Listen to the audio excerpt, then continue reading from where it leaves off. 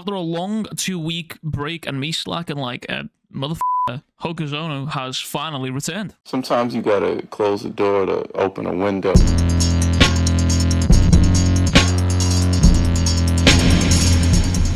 And I think it's better to say Hokuzono went back to the drawing board and thought of ways that he could just level up his game. And he came in and just dropped his dick on the table to let you know he's about that life. He's about that way of life. And chapter 64 brings us back into the action with Chihiro facing off against Kuguri. And Kuguri, for all intents and purposes, is autistic as fuck. Now, I don't mean that in a derogative or a mean or nasty way. I mean that in a literal sense. This dude is hyperfixated and obsessed with swords and sword fighting.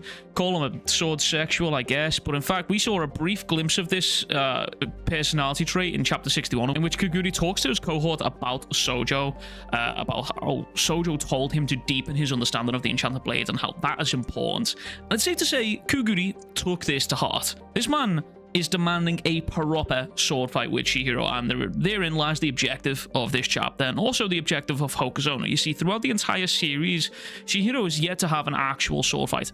A sword fight without the use of power gifted to him via these enchanted blades. But this chapter explores Chihiro's greatest strength, but also his greatest weakness, the enchanted blades. All through the series, Chihiro has mogged anyone who has stood up to him in a fight, and the only times he's actually struggled against anyone was Hiyuki slightly, and anyone who's used an enchanted blade. And that's been the status quo for the entire series. Enchanted blades equal strong. But what happens when our characters are put into situations where the usage of enchanted blades is resulted or not viable, or will result in an even bigger fish coming to eat them? And that's what this chapter explores. It explores Chihiro learning the way of the sword, but it's not just a simple training arc. No, because Hokuzono doesn't do things simply like that. It's in fact, it's do or die. Hokuzono throws Chihiro into the deep end, and as this deep end begins to pressure Chihiro and drag him further into the depths, he thinks back to recent memories, Samura easily handling him, a conversation with Ro, Hakuri pushing himself to the absolute limits in order to Chihiro, and this continues until Chihiro arrives at the following conclusion: I'm weak. And that weakness led Hakuri to the state that leaves him in uncertain times right now, and this all calls back to something that Hakuri first says when he meets Chihiro: Samurai. Wake the fuck up, Samurai. We have a city to burn. Chihiro needs to get stronger, so the Masumi have a plan for him, and this mission serves two purposes. Number one, rescue Samura's daughter Iori. 2, train Chihiro. Chihiro notes the gap in strength between himself and Samura. As I mentioned earlier, Chihiro's greatest strength within the series was and is and always will be the enchanted blades. But for Samura, Chihiro's weakest aspect is one of his greatest strengths. We see multiple times both Yoji and Samura without enchanted blades in hand are very, very capable of holding their own against anyone.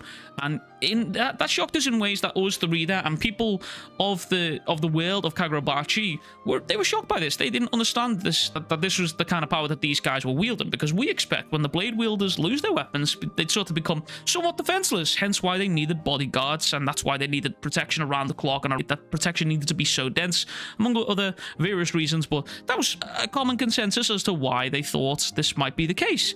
But that's not the case. You see, these sword wielders, they're not just masters of their respective enchanted blades and the powers within said blades, they're masters of the sword in general. They're samurai.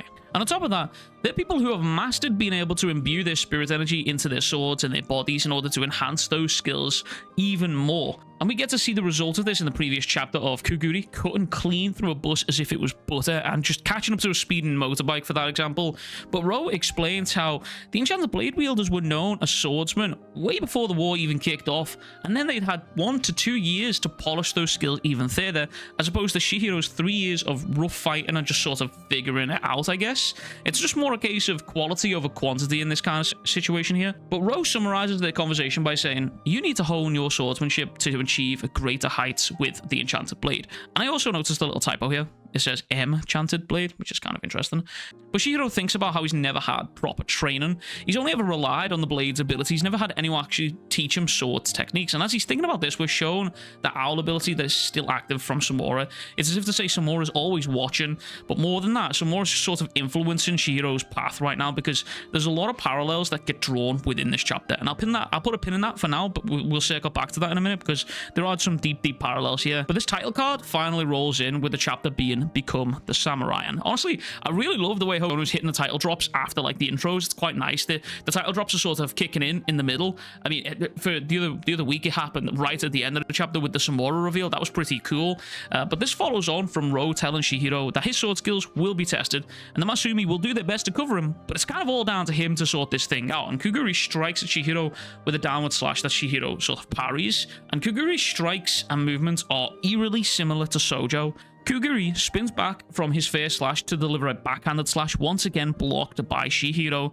And continuing this momentum and bouncing back from Chihiro's block, Kagura strikes Chihiro once more in a manner very similar to Sojo. Side-by-side panels here for reference, but Chihiro once again blocks this attack with the broadside of his blade, holding the hilt and reinforcing the blade with the back of his hand. Now, as I mentioned earlier, there is a lot of parallels being drawn here that I said that I was going to put a pin in here, but Chihiro is being drawn to the path of Samura. There's a parallel being drawn between him and Samura here. It's been going on since he met Samura and since he found out that Samura was a traitor. But Kagura also notes how Hirohiko and Chihiro are similar in their approaches to how they are learning swordsmanship. They both have this sort of nonchalance about them. They're going to learn it on the fly rather than study and then go out into the world and fight it. But this fight is also reminiscent of Chihiro's first fight with Sojo, and both in this fight and in round 1 with Sojo, Chihiro was forced to do things for the first time. Against Sojo, he was forced to fight an enchanted blade wielder for the first time, and against Kagura, he's now forced to use only his blade skills for the first time, and in both times, he's actually the underdog. He's the learner fighting the experienced warrior, and I have a feeling that just like round 1 against Sojo, this will end up in a Chihiro loss also, because Kagura he's a powerhouse. He cut through a bus pretty easily. He's blocking Chihiro's attacks, and I get the feeling that he's not even taking Chihiro seriously. And as Chihiro mentioned, he still hasn't used the sorcery, and I get the Masumi's there to back him up, but these two guys, unless they're fighting someone with an enchanted blade, and not to be trifled with, but Kagura is utterly disgusted by Chihiro's swordsmanship and his approach to it, while at the same time, Chihiro is in awe that Kagura hasn't even used sorcery, as I mentioned before. Which is where Chihiro reveals he plans to learn the swordsmanship and the art of it needed to fell Kagura here and now. He's going to do it in the deep end. Now, this reminds Kagura of Hirohiko, and now, as I mentioned earlier, there are comparisons drawn between everyone in this chapter, it seems. But again, Kagura has the same look of frustration being reminded of Hirohiko as Sojo did being reminded of Chihiro in his fight with the Kaminabi. Now, Kagura explodes and tells Chihiro that if he can't respect the sword, then he shouldn't even be using one in the first place. And this whole thing sort of, it kind of reminds me of Vagabond a little bit. I'm just a Vagabond fanboy, bro. I like whenever there's some sort of like samurai mentality going on here, it just makes me want to reread Vagabond, bro. Now, Kagura is a purist for the swordsman. He is an absolute swordsman at heart, and he is disgusted in the fact that Chihiro was just so willy-nilly about all of this. Blasting past Chihiro, with Chihiro narrowly blocking this and realizing the strength difference between them, because Chihiro's hands sort of like loose and vibrating. You know, if you've ever had like a steel bar in your hand and you've hit a wall, the vibrations of that bar just reverberate through the bones and the bone marrow of your hand, and it makes it feel all weird. Same as if you just hit something, you get that sharp tingly pain. It's kind of like that. But sensing that Chihiro needs to do something, Chihiro notes how arrogance isn't going to help. And Kagura's right in his assessment of Chihiro. He's right here, and he realizes that his weakness once more is rearing its ugly head, and he recalls the events that have led him to this path. Sojo, Samura, Hakuri, all in search of a role model that just sort of organically can teach him the way of the sword here and how to improve his swordsmanship, and he arrives at none other than Samura. Emulating the very slash Samura used in order to fell Chihiro and technically kill him, Chihiro takes the stance of the EI White Purity style, a style that makes use of storing and containing spirit energy into the scabbard of the sword, and when it's released, the user is able to move with extreme speeds. Now, I'm just going to say this again, I always want to preference this because I'm not a power scaler. Could you imagine this kind of ability being used in tandem? Could you imagine? Or Kuro, or Shred, or just like, could you imagine this kind of thing being used in tandem with the enchanted blades? Jesus. But this extreme speed allows Chihiro to catch up with Kagura, who, by the way, is on foot chasing a motorbike. I just want to point that out. This dude is, I was talking about this on stream when we were reading this live for Shonen Sunday. This guy, I think, might have the best physical strength within the series so far that we've seen. But this strike is blocked by Kagura as Chihiro dashes towards Kagura. It's blocked, much to Chihiro's dismay. Now, allow me to glaze for a moment here because I talk about this almost every single chapter review, and I will just continue to do so, but it's the choreography, the paneling of Kagurabachi. It's just something that Hokuzono simply excels at. Hokuzono is such a master at providing just beautiful panels in ways that show perspectives that give us insanely unique angles within these fights, within the action.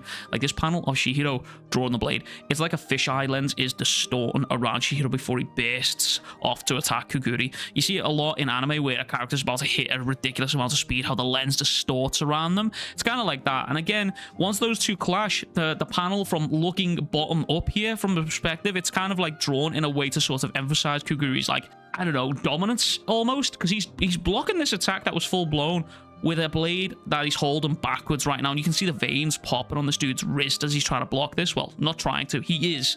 But this is EI slash from Chihiro.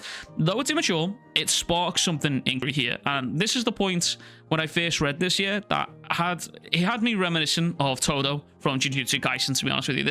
That's why I said at the beginning of the video that this dude he's kind of autistic. He reminds me of my favorite boogie woogie artist in Jujutsu Kaisen here, but Kagura is torn between his duties and wanting to have a proper sword fight, and eventually Kagura loses that battle. There are two wolves inside all of us, and for Kagura, he's losing to them right now, which is why I call them autistic here, because we're given a representation of Kagura's brain, which it's sex, duty, hunger, sleep, kinship, and they're all just completely and utterly pushed aside by his thirst for sword fighting. Now, giving up on his objective on capturing Iori, Kagura and Chihiro begin to fight. Now, something Kagurabachi does just incredibly well is its perspective and its paneling and how its fights are done. But almost every fight so far has shown us powers that come with these swords. But now, it's time for Hokuzono to show us and give us a more grounded fight. One where Hokuzono can level up his ability and give us more worrying, more grounded fights without worrying about the powers that come with them normally in the power systems.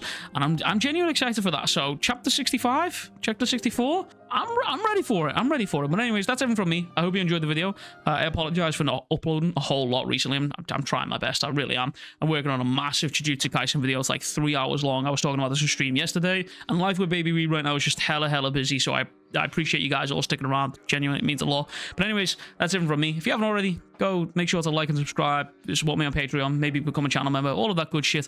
And I'll catch you guys all in the next one. Much fucking love. Big fucking kisses. Peace.